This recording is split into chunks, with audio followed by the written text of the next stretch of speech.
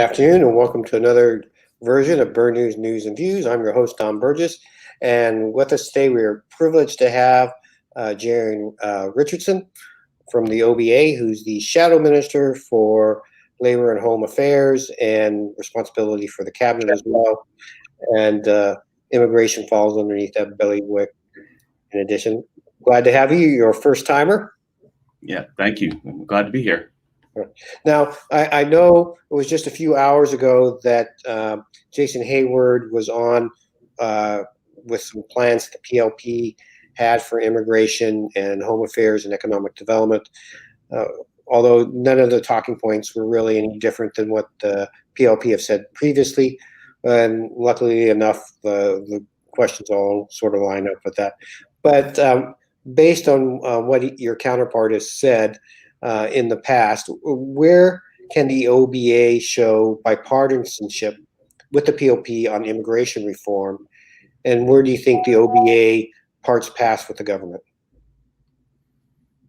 Where we can show bipartisanship is in the development of the program itself, and I think that immigration is a very nuanced topic, right? And it has a lot of impacts into other areas, but probably more importantly, it has a lot of inputs. So the state of education, for example, will impact the attractiveness of Bermuda as the attractiveness of the Bermuda's labor market to folks from overseas. But equally, the amount of people we have on island impacts our tax base. And the social makeup of the island is impacted as well. So where the OBA can work with the PLP is in making sure that we're crafting legislation that is nuanced, that is fit for purpose.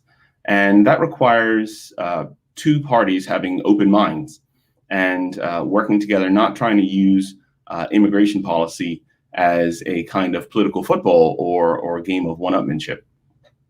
And where do you feel like the two of you aren't on agreement at this point?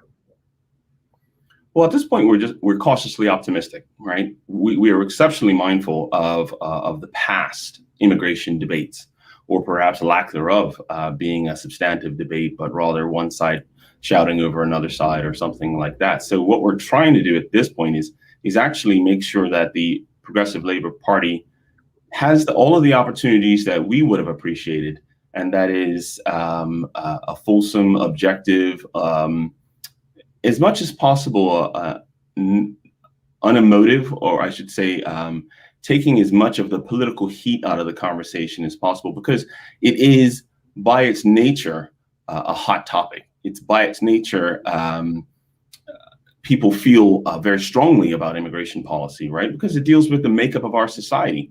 It deals with the makeup of our on-island population. It deals with the makeup of so many things. It deals with job creation or job loss. It touches on so many things that in and of itself, it's an emotive topic.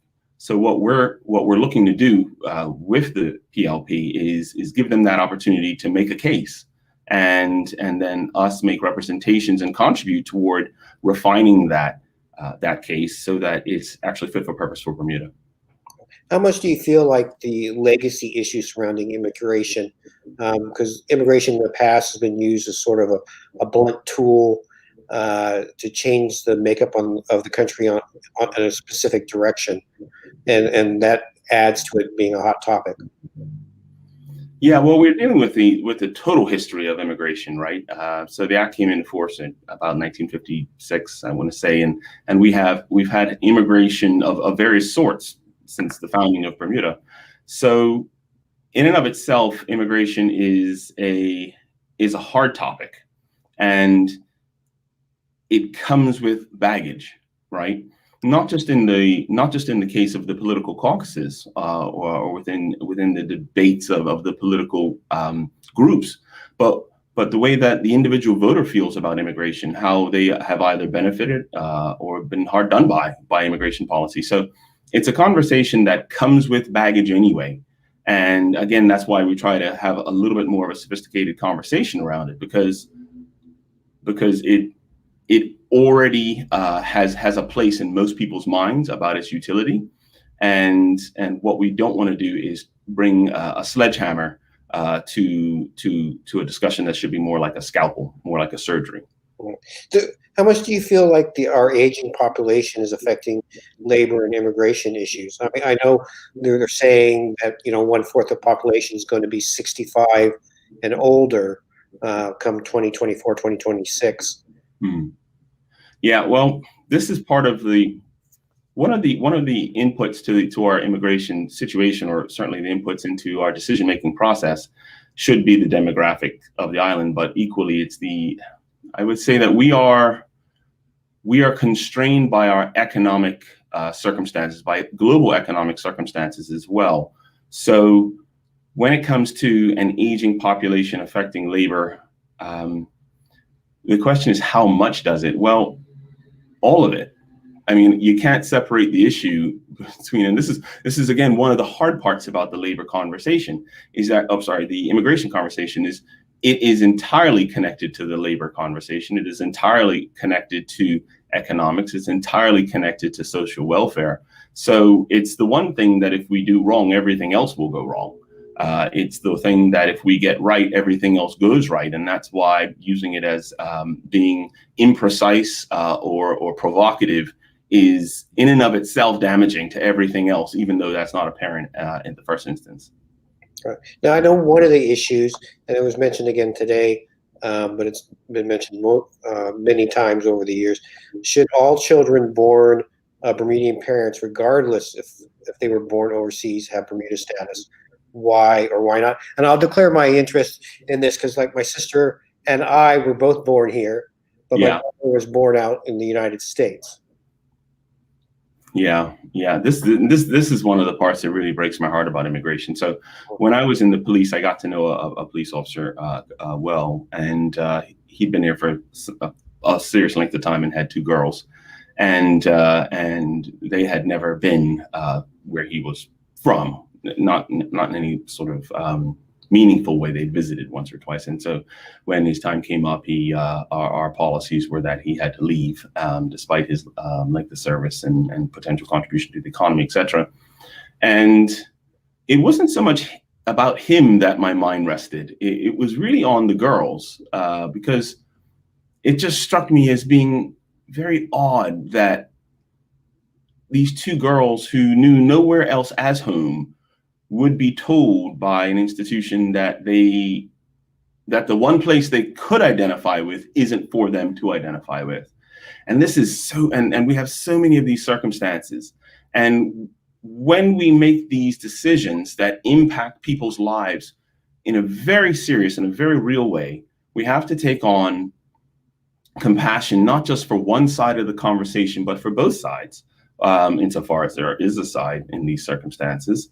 And we have to make sure that the policy decision we're taking is on as firm a moral ground as possible, because it will have an adverse impact. We can't be all things to all people. So to the people who will, for all intents and purposes, be won't have all the benefits, we have to have a compelling reason for that.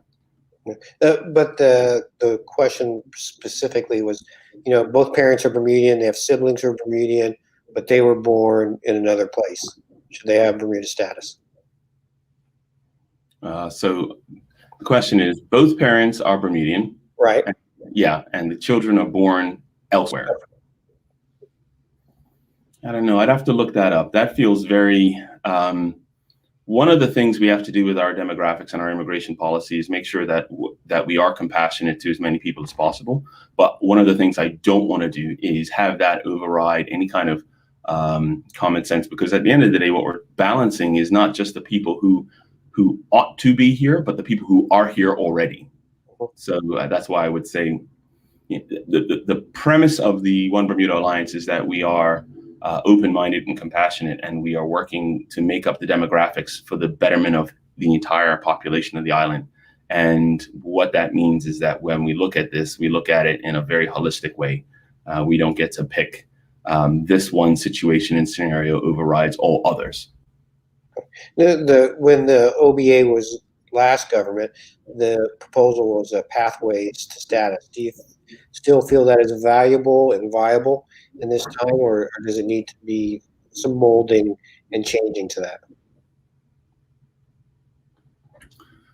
What we,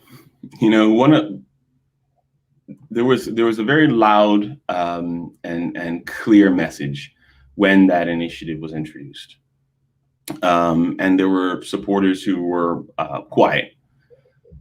I can't see how a copy paste of that proposal is fit for purpose in our current circumstance, right? We were dealing with a different demographic. We were dealing with a different net immigration. We were dealing with a different economy, societal makeup.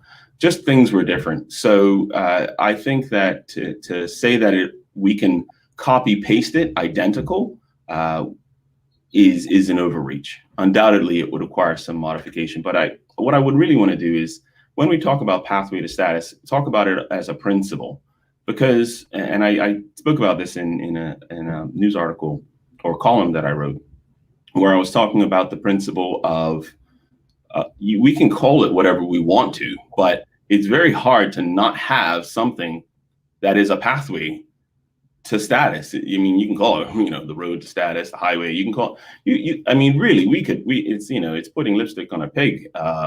You could do anything you need to satisfy, but at the end of the day, we cannot possibly conceive of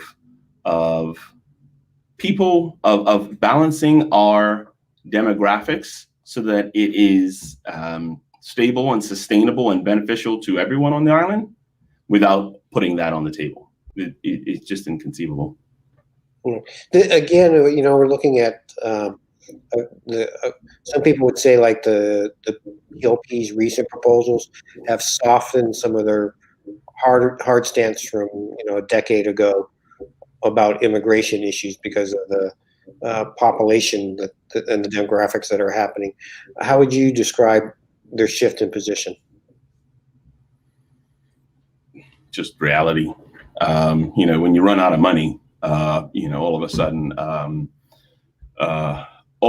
a thing that is easy to shout about becomes very difficult to have a quiet conversation about.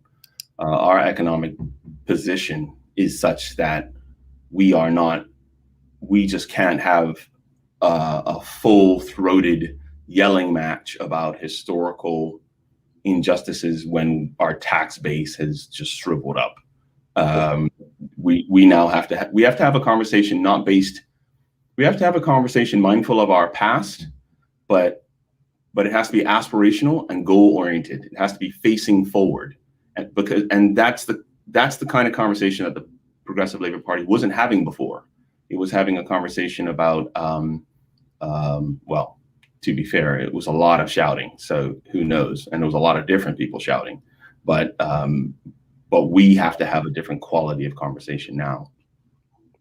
With that in the background, how do we create opportunities for Bermudians to succeed in job categories that tend to be filled by work permit holders? Because one of the things that has happened in the past is, it's been projected that people are coming in taking jobs that Bermudians can do. So how do we make sure and ensure Bermudians come first? Yeah, so we have committed resources to navigating that dichotomy, right? We've got the Department of Workforce Development, and we have restricted categories. And I am sympathetic to the minister and the Department of Immigration having to balance job fulfillment, right? Job fulfillment. And I think the best way to tackle this is really to be quite clear and specific about skill sets and performance standards. The reason why is because in the absence of clarity, transparency, we're allowed to make interpretations based on ad hoc observations that are obviously subsequent, or rather, there's any number of different circumstances that lead to that one ad hoc observation. And what we want to do is be very clear. We really want to quantify the thing that we're looking for in those skill sets. And it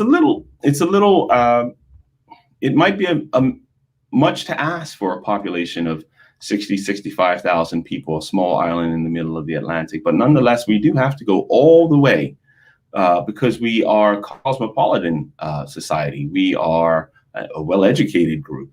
Our government is especially well-financed.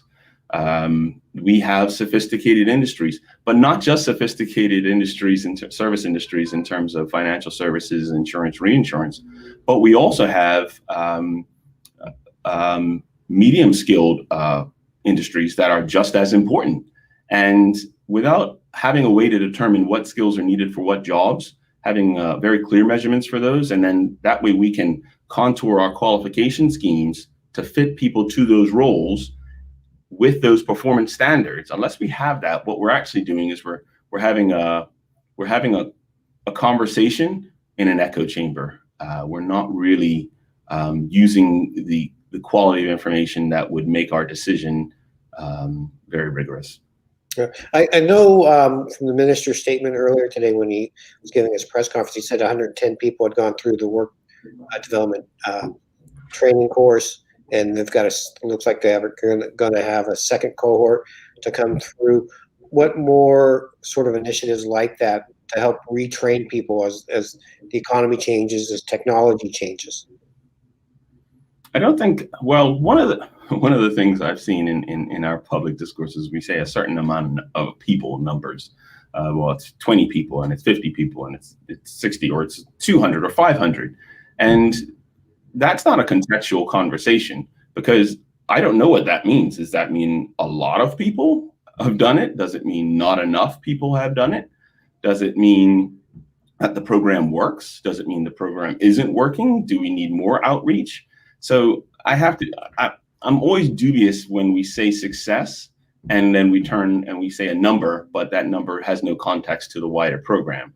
So for example, how much money has been spent on the workforce development program at this point? Because at this point we are talking about, we're going into budget season, right? So we are talking about how much things cost and perhaps more so now more than ever.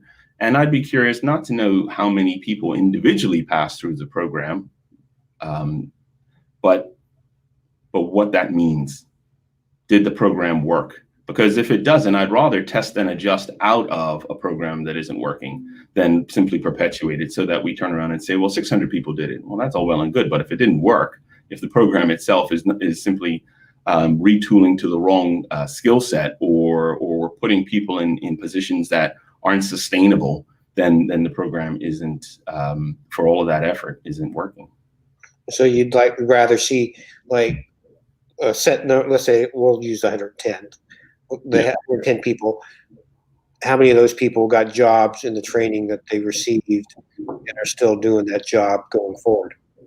Yeah, I think the measurements would have to be a little bit more realistic than a numbers game, because again, if we retooled and wound up with 5 underwriters, or if we retooled and wound up with 100 nannies, which way does it work? That they got a job? Is that the success metric? Or did they get the right job for the skill set that they have? And are they doing well at it? Are they well positioned? Are they well placed, not just to do well today, but do well over the next 2 years as we navigate this financial crisis? Okay. And sort of another hot topic is the minimum / living wage that's been discussed for the last 5+ years. What's the OBA's position on that at this point? Well, the OBA's position is probably not topic specific at this point on minimum wage, because we've just entered a period of financial crisis that is where the minimum government services required for us to function well is all of a sudden being questioned in terms of its financing.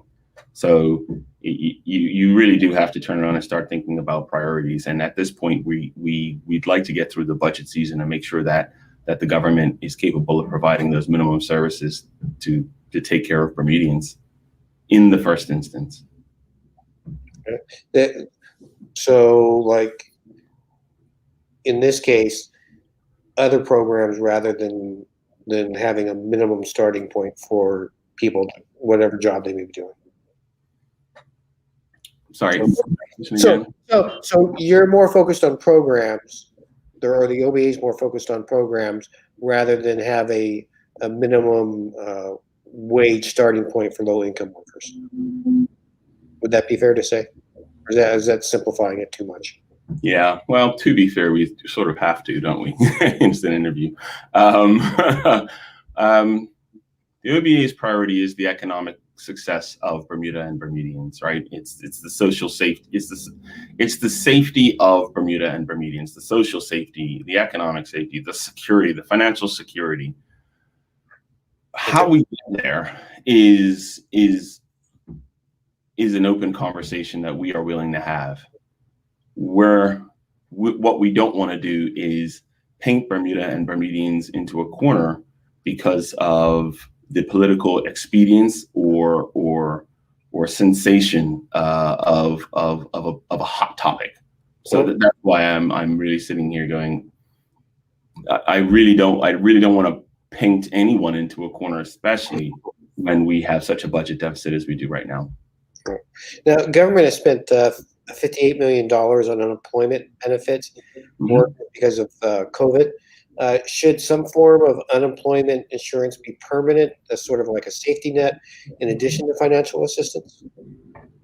Yeah, that's a credible idea because that's something that we've been seeing obviously rolled out. The social safety net was rolled out in the United States, obviously at the point of the Great Depression, and that allowed for that country to go from a very desperate situation into a global superpower. So when we talk about social safety net, we should be as inclusive as possible on these ideas. So unemployment insurance, unemployment benefit, what that looks like, yeah, that has to be on the table. Right. Now, one of the other things that's happened because of COVID and just the general changing economy, how should gig workers be protected as the economy shifts to more people working for themselves as contractors or vendors? How should they be protected? Yes. How should gig workers be protected? It's one of the dangers of going out on your own in a non-salary position. As someone who's done it myself, I can speak to the risks that you incur. All of a sudden, you get a great deal of flexibility, but what you also get is a great deal of exposure. And all of a sudden, very rudimentary expenses, very rudimentary government filings, payroll tax, social insurance. All of a sudden, these things become quite difficult to navigate because we're not experts. When it comes to the gig worker, insofar as we're talking about the same job or group of people, they are facing, probably they're at the leading edge of our potential, right? Mm-hmm. They have so much that is possible, so much that can be done in that computerized environment, and so much downstream benefit that can be realized, not just in their own job fulfillment and in their own enterprises, but also having that kind of flexibility so that you can engage with your family again. It's an incredible space of potential. In terms of protecting it, it sounds a bit like, how do you protect an entrepreneur?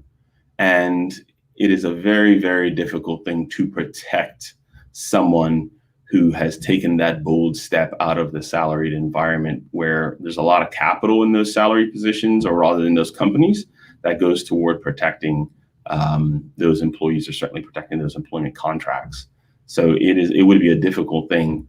Insurance would certainly be one of them, but I would say reducing red tape would be a big way to go. So recently, for example, we were working in the House on the Employment Amendment Act, and there was some questions. Oh, that was it. It was about how the labor relations manager could draft guidance notes, or they could reach a determination whether a person was an independent contractor or that person was an employee. And that determination would actually result in very different filings and very different taxes, liabilities, either for the employer or the employee or the contractor. In order for a person to be safe as a gig worker or an entrepreneur, they need to know that those determinations are made on certain kinds of bedrocks. They need to know that tomorrow or next week or next month or even in 6 months' time, that there won't be a government body who's going to make a ruling that's going to impact them, that's negatively going to financially impact them or increase their vulnerability. That's how we make them safer, is by making our processes more clearer, more determined, and transparent. Then the gig worker, then the entrepreneur has the ability to navigate, versus right now, sometimes they have to navigate in the blind. And I'm going to share this example because we don't have an exact equivalent in Bermuda, so I'm not picking on any specific industry. But like for Uber and Lyft, for example, they have people who are independent contractors who are basically working for Uber and Lyft, and so Uber and Lyft doesn't have to pay the. That's a great example. Oh wow, you hit the nail on the head right there. I mean, those are great examples because of the wear and tear on the vehicles that they're using isn't calculated in their compensation models. So that when we run a total number, they could very easily be losing money rather than gaining money. And then, of course, we have different regulating bodies across the globe for those franchises that will rule differently on the state of whether this person is an employee or a contractor. And you would want to know that going into that situation before you started doing things like either purchasing a car, having your car fixed, or what modifications you want, committing that much time to a job which could turn around and tell you tomorrow that not only are you not making any money, or certainly not making enough to make ends meet, but you owe us money, or you owe the government money. I mean, that would just be tragic. And that's what we have to really make sure we don't do. So yeah, I would definitely say that if in terms of security and making entrepreneurs and gig workers and those sorts, give them the confidence to move into this space of high risk, what we have to give them is clear and transparent guidance as to what their role is, their tax implications, regulatory filings, those sorts of things. Okay. Now, our half hour has gone on by almost, and I just want to give you a chance to say a last word before we sign off for the afternoon. A last word, okay. I think that Bermuda is in a position where we will determine what the country looks like in a very substantial way in the next 1, 2, 3 years. Yeah, we're facing a situation where the nature of labor globally has changed. The nature of the economy globally has changed. Where the nature of our family structures and our civil institutions have changed, and we have to navigate that with a kind of boldness and clarity of thought and vision. And we have to be willing to listen to each other and try new things. And then we have to be willing to be wrong and to test and adjust out of the things that haven't worked. We have to remove as much as possible our pride in being right, and be more interested in what we're going to leave our kids with. Because as of right now, what they will be left with is something they'll be paying off for the rest of their lives. If we want that, if we don't want that, then we can start making some decisions. We can start doing some things that will put us, our children and their children, in a really good space, so that Bermuda, as we've experienced it, as we've grown up in it, as we love it, can be perpetual and sustainable for more generations than just us. Okay. Thank you, Mr. Richardson, for joining us today. Thank you. And I'm your host, Don Burgess. On behalf of Burr News, As always, we wish you a very beautiful afternoon.